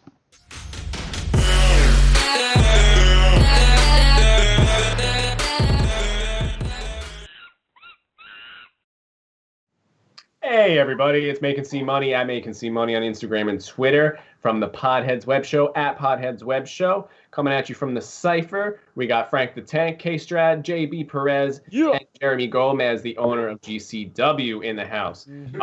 Very interesting. You know, it's kind of funny. I've been a gamer my whole life and have yet to play God of War. I hear it's incredible. Really? Yeah, shame on me. I know. Shame on you. Even Red Dead, I was not a fan.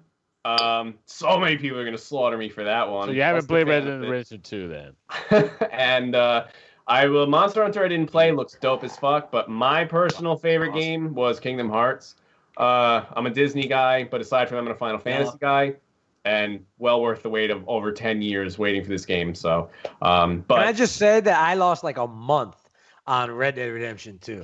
I took my life over, bro. And I was just like, this is fucking Grand Theft Auto in the West. Yes, pretty much. I don't know. It was but just it's realistic, bro. It's I like the realistic. car, bro. It's like, oh, go fucking awesome. 8 miles down there, get the cow. I'm like, no. Fuck this. You know what's interesting too is that was back in the year I think 1899-ish, 1800s. And I wonder back then, because this next topic is so fucking interesting to me. I wonder back then in the Wild West days if they believed the Earth was flat or round. What do you guys think back then? Because obviously they had knowledge of astronomy. So what do you guys think? Well, I think they fucking Copernicus or some fucking guy. I'm probably way off there. But anyway, didn't they establish that the Earth was round like way back in 1600s, right? They did that the Earth spins around the sun. I think they did even before that. So I would say that people knew that the world was round for hundreds of years, let alone probably millennia, Mayans and all that shit. They're very smart astrologers back then, okay? So what's really ironic about JB saying that I is know, because listen, okay, I might have hyped you guys up a little bit, okay? It seems that lately it's been coming back to the world is flat. The mentality that the world is flat has been coming back. And I know, Frank the Tank, you told me that, 6 months ago it was big. Well, I just ran across the documentary. It's actually called Behind the Curve, okay? And it kind of fucked me up because I was smoking. So when I'm smoking, I let things happen in my brain, like, you know. So I watched it, and I watched the whole thing. I gave it its due thing. It was very, very interesting. Really? Let me just right off the bat. The documentary was not the world is flat, here's the proof. It wasn't making fun of flat earthers. It was just introducing you to the people who actually really believe flat earthers. Why do they think the world is flat? What's the psychology behind that? And that actually interested me. These people really do believe that the world is flat, okay? But it's much more than that. I mean, the psychology behind it. Maybe they're very anti-establishment, right? It's subconsciously maybe against. We talk about in the show how we were taught bullshit as kids. The school books, the history books are all bullshit. We were taught that. These people kind of just took that to the extreme. Like, well, how do you know the globe is a globe? Have you been up there? So it's that mentality, that They just believe all the scientists and astronauts and everybody's in on one big conspiracy. One big conspiracy, exactly. And that's basically the premise is that the premise of these people is that it's just one big conspiracy. They in the 60s, the race or the Russian race with the Space Russians. race, yeah. The space race, they had to manufacture a lot of these things, okay? Sure. How do you keep that show going, okay? Would it put it past you? Would it put it past you that the United States government had to continue to put on this show, right? It's a little trippy, right? But that's the thing. Like, it's a conspiracy theory. By its own nature, you can't prove it 100%. So, again, the psychology is that these people, they're scientists in a way because they really believe this. They look at astronomy. They make actual hypotheses and theories. They go out and spend money. They lose friends and family because they sound crazy. I mean, these are very real things, okay? But scientists and psychologists go after these people and try to think, like, instead of listening to make fun of, let's listen to ask, why the hell do you think the world is flat? Okay? It's like, it's almost as if it is like they're trolling you because people are... It's fun, right? People are listening... People are choosing opinion over fact. Or no, I'm sorry, they're believing opinion over fact. Like, it's not fact. They would say the same thing to you, my friend. What's fact about it? Have you gone up there? Did you take that picture? But isn't it true that if you were to sail from one to the other, you would plummet if it was flat? Is that not true? I don't know. Have you seen the fucking Truman Show? You just Again, though, So what do they sit there and ask you? Ships have done that. They've gone around from one point all the way around. You know what I mean? Like, right. It's not perfect, but some of the equations and the questions they ask are kind of valid, and that science, and they have such a following because science doesn't take them seriously. That's where science shuns them, and so people are like, "Well, fuck you, science," and they come together. The technology, we talked about how technology brings people together. It's a growing fad, but it is people who actually believe this. That's what's dangerous, though. That's what's dangerous. It's interesting that, like, I watched a conspiracy theory video of the moon landing. This shit had me for like 10 minutes, bro. I'm not gonna lie. And then I was like, all right, fuck you, whatever. But what's interesting is that if you have someone who's, open to any possibility, and you put them down in front of a well-informed video with someone who may or may not, who sounds like what they're talking about, uninterrupted, it's very easy to start making, fucking, okay. And there's nobody there to moderate you and say, well, wait a minute, I do this is my job. He's not correct because it's easy. Scientifically illiterate. That's the term they use. They're just very smart. They're just illiterate. They don't know what they don't know, okay? Right. And again, it talks more about the culture, the people. It's fun. People gravitate. Millennials gravitate for the social aspect of it. So yeah, it was a fad, guys. We talk about Kyrie Irving, right? We talk about famous people who believe that shit. Jeremy, would you ever believe that the world is flat? Would you ever even think about it? Consider it? Have you been in space? Well, you met some characters. I think the better question is, you've met some crazy motherfuckers. I mean, look at Chuckles. You were around some characters. So have you ever heard of anybody accepting this or even some other crazy shit like?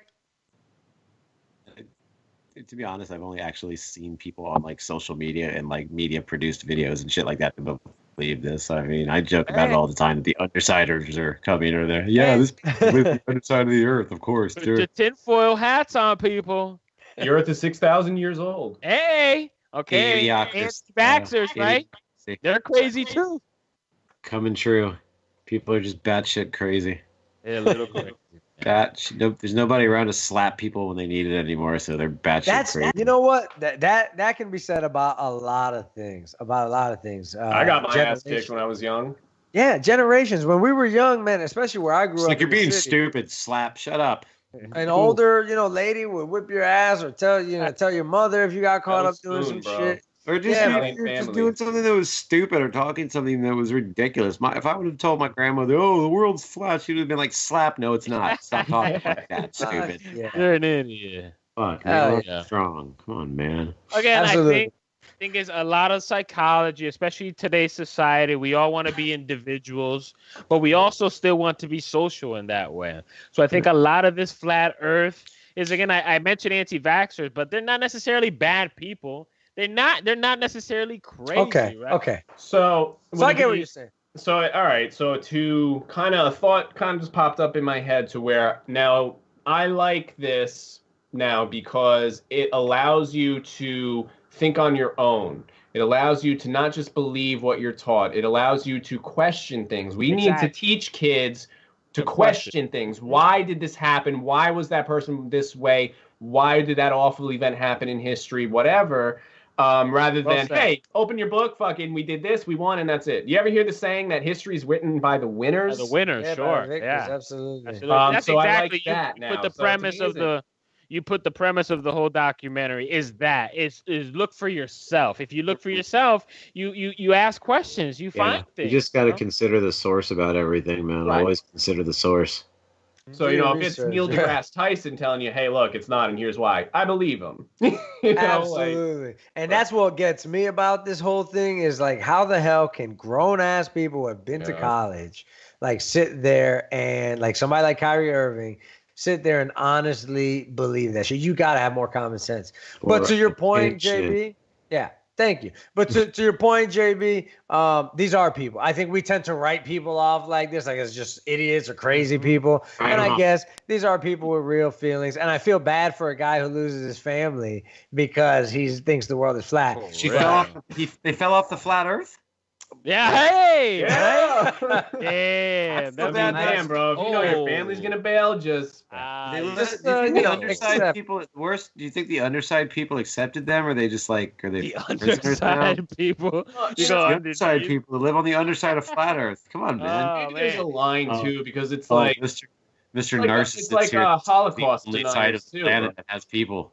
Wow, typical. I think some people are just they just I don't know they want to, like Frank the Tank said, they kind of want like their limelight. They want their 2 seconds of fame. Because again, like a Holocaust denier, like you're really gonna tell me that didn't happen? Like people are just never happened, bro. All these people. What do you do? Those are. See, we still. This is from Ricky Gervais's latest Netflix comedy. We still sell bottles of bleach with "Do not drink." Take that label off for 2 years, then let's all come back to the table and see what we got. You know what I'm saying? That last episode, bro. It's survival of the fittest here. Is that what you're saying? Natural selection. That's fun. I miss the old Accept the facts, people. Accept the facts. It's science. Anyway, moving on. I've got some science for your asses. We want to get this thing going. It's been a great episode, but we're going to end it the way we always do, or the way we've been doing often, at least, with some higher learning. I love to educate. I would have been a teacher, but I don't want to get paid shitty to deal with your kids. Especially in Florida.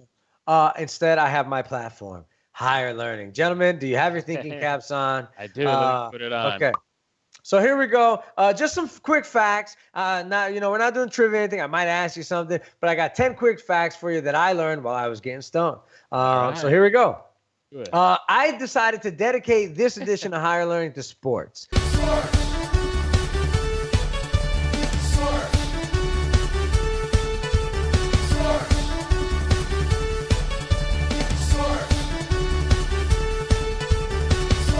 We talked about wrestling. We talked about some other shit. I'm baked and I can't remember what now. But sports. Something all right. Sports. We talked about Robert Kraft in the NFL. Yes. So anyway, first fact, 1850. Okay, in 1850, golf, one of the oldest sports out there, right? Golf balls were made of leather and stuffed with feathers.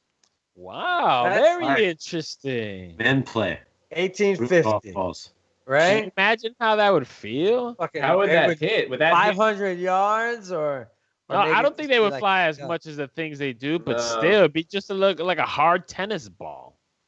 Be a little weird, right? It'd be weird, huh? And All right, here's another one That's a for good you. one. How about this one? The game of tug of war was an Olympic sport between 1900 and 1920. So Bring 20 that years. shit back. That's Amazing. sick, yeah. Just put Yeah. America versus Russia. Settle that Just, shit you know, down like Fucking men. a line of tall blonde dragons just fucking. Yes. Hey, That's how, hey. that's how you settle your conflicts right there, tug of war. Tennis was originally played with bare hands. Huh? And handball. I grew up playing handball in the city. But I against love somebody handball. else, though, not against the wall. I played that wall wouldn't be ball. difficult. Yeah, Butts wall ball, up. but yeah. Butts up. Yeah, butts up. What's up was the shit. Suicide, booties, yeah, different names. Yeah. That was the shit back in the day. I would Four just corners. Booties, you new schooler trying to reinvent the game. Hey, I know a bunch of names. I'm cultured. I gotta. I All right, was how about a this? huge dick at four corners. I would do when I was in first. I'd do no rules, and I would just cherry bomb the second kid. Just boom, impossible to hit. You're dead. Asshole. You're that guy. He's that kid, guys. All right. Anybody ever been skydiving? No. No. I was supposed to go brother. once, and I had bad weather, and then I got back surgery and never bothered going again. But I plan to do it. It's on the bucket list. Okay. Seems useful. How fast do you think you're traveling when you are falling from the sky? 200 miles an hour. Any other takers? A buck 475 75. miles an hour. 400. I Jared? just want to point out though, you gotta know that whenever you do skydive, somebody's strapped behind you. So my biggest Yeah, fear always. is not dying. And I got this from a comedian. I'm gonna say, but I my biggest fear is actually him getting a boner behind me. Oh, Fucking God. guy. Just Of kinda- course. I saw that a mile away. That would be the worst. On that note, have you ever been in like a massage parlor or like no. like maybe not a massage parlor, but you ever been like Robert Kraft in the house. Jupiter, Florida. Massage parlor in Jupiter? Yeah. Have you ever been like at a doctor's office or a tattoo place or someplace where somebody's next to your junk? Right, or touching you, and you're just worried that you might get a boner. Oh, or it's just man. like inside your head, just don't get a boner. You like you feel ever had the blood flowing in your body? I you ever been in like a weird spot like that? I At just a remember tattoo being parlor, 14. did you say? Did you Like, ever check this out. I've tattoo gotten like massages, like from my chiropractor. Like I go to the chiropractor once a week. in right? Jupiter? So I get massages. Yeah, it's Asian lady that gives me face up massages. Oh, Anyway, man. But every once in a while, there's like a dude that does it, and my like God. when he's doing it, all I can think of is just like, dude, Don't Just stop now, bro. Did you ever see that Seinfeld episode? Yes. God almighty. Contact, bro. That it's contact. And If I've it's never gotten a contact, boner for the and record. it goes up. That's the It's test. contact. All right. So back to the thing. 124 miles per hour skydiving. If you're skydiving, you're falling at 124 miles per hour. I thought that was interesting because it wasn't as fast as I thought it would be. Yeah, I thought it'd Yeah, I mean, I've gone $120 in a car. You know what I mean? be. Yeah, So, did you out the motorcycle. window? How did that Not turn- really. I guess not. How did that turn into you getting a hand job from? Or wait, no, you getting a boner from your male? It's our You just- producer. It's our producer talking about boners with your skydiving instructor. Yeah. Heard. Okay, thank you. Right, bring it back. Okay. Bring Oh, it it's back. a great Any Seinfeld hockey episode, fans in that the house? masseuse I one. love hockey. Seriously. I Something love manly, yeah, something manly after that convo. All Yeah. right, there we go. Manly hockey. hockey. Sport can be more manly than a bunch of men riding around on ice skates with sticks and beating the shit out of each other. I admire hockey players. Check this out: the Stanley Cup, the giant trophy that these guys hold up. After they win the championship, was only 7.5 inches. The original one was only 7.5 inches tall. Really? So like fucking this. At the size of JB's penis. Ayo, that's what she On a said. good night. So, round around, yes sir. cool. Yeah, that's interesting because it's fucking huge now, right? Yeah. It's like, Wow, what? how did First, that like, happen? "Meh." Congratulations. Nah, bro, we need a manly trophy. We need a Be manly able to trophy. drink and eat stuff out of it. That's true. Yeah, they needed something big enough to have a party with. Kind of surprised they don't like chug beer out of it or something in the They locker do, room. dude. They take it they do. home. Oh, fuck all right. They have sex with it in their bed. Guaranteed. Probably. So the next one. The man himself, one of my favorite guys and idol, Bruce Lee. Did you know that Bruce Lee was a cha-cha dance champion in Hong Kong in 1958? Yes, Really? I did know that. It's Pretty sure it was the world-class starting 6 minutes of the Dragon movie. Yeah. I heard a lot of shit he did was just bullshit, bro. The 1-inch punch, the fucking like haters, bro. Why? I hope so because I was All totally you gotta like, do is what? watch legit, playing bro. ping pong with the nunchucks, and that's about all you need to That's legit, bro. Yeah. That's real playing. Yeah. Yes, bro. Yeah. Dude, he That was created the nunchuck fucking thing, bro. incredible. And I try to play ping pong with a paddle, and I can't even do any of that. Yeah, The dude was legit. I do push-ups like this, and I broke my fucking thumb. So that was a real Shouldn't thing pick though. a That fight. 1-inch thing. That's Wing Chun, bro. That's Wing Chun. It's all about focused energy. I do that shit. I've been doing it for years. I'm not saying that I could fucking 1-inch punch somebody through a fucking ball or anything, but I can give a good, strong impact in a very short amount If of he's space. ever shot with salt rock and buried alive in a coffin in Texas somewhere, One of he my should other be able to favorite- 2-inch punch out of it. That's all Frank's saying. my other favorite movie. You know they Yeah, say- that I wish. You know they I could say do some, about the chi, right? Whenever you hit with the chi, well, Chi, your wireless exactly. chargers I actually love have chi. a design to promote that chi. That's how you get that wireless charging. Just something I thought there. What? What? I guess that's the way they I thought can about charge it. my phone with my chi? Yeah. Done. How did we That's get what back it to does. boners That's again? what- I that's don't what know. the Let's keep it device- moving. Sports. Dart boards. We've all played darts here. Some of us are good. Me. Some of us are Sport? shitty. JB. No, I'm kidding. I don't have no idea. Original dart boards, like legit dart boards, are actually made with horse hairs. It's not cork like the shitty one in somebody's fucking garage, but legit dartboards are actually the lines you see, the black and white surface is horsehair. I'm going to disagree with you. My dartboard is made out of unicorn hair.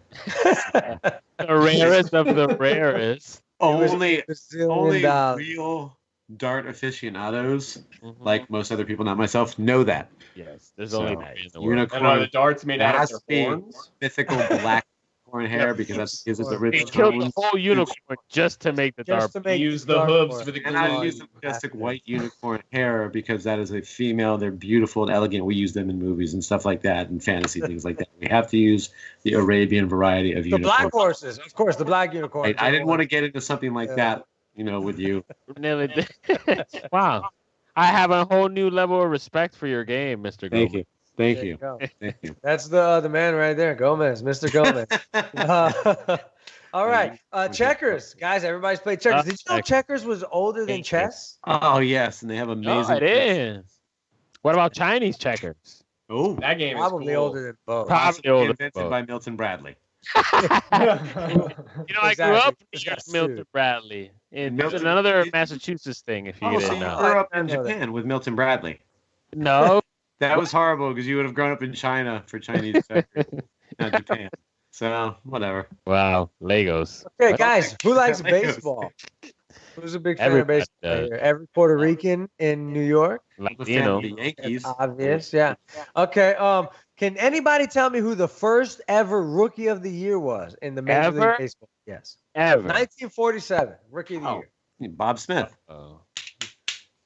Jackie Robinson. I was gonna say Jackie. Wow. Really? Interesting. Was that on Amazing. purpose? Was that coincidence? Is it pandering to the black community? No, I don't think so. I Uh-oh. think he was just a bad No. motherfucker. He was What? the best rookie that year.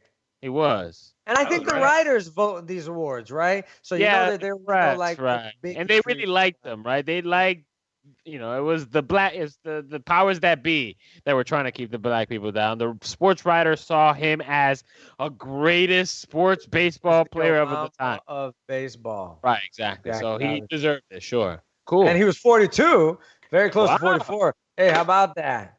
See? It's all Illuminati.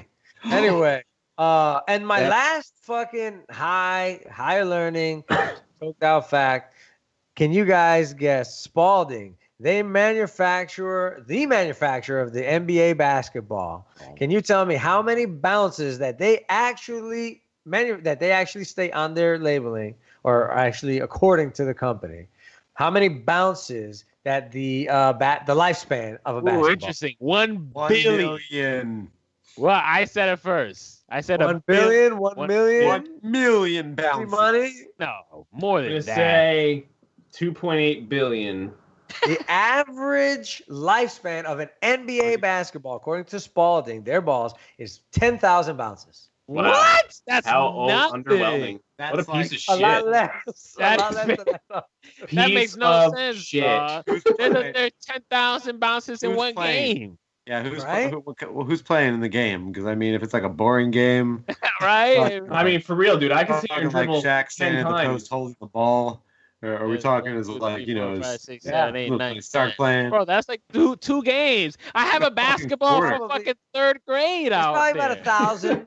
I have a basketball 1,000 to made by 2,000 bounces a Spalding. game. It's like from the 50s, and it's actual leather still, and it still bounces. Wow, that's a classic there. And we're talking NBA, so we're not talking about like you bounce it on the 10,001th time and the shit explodes, but it's probably no longer suitable for NBA For standards. NBA, it might lose. It start losing. Do you think that back in the day they were better? Like older footballs, older basketballs, older baseballs?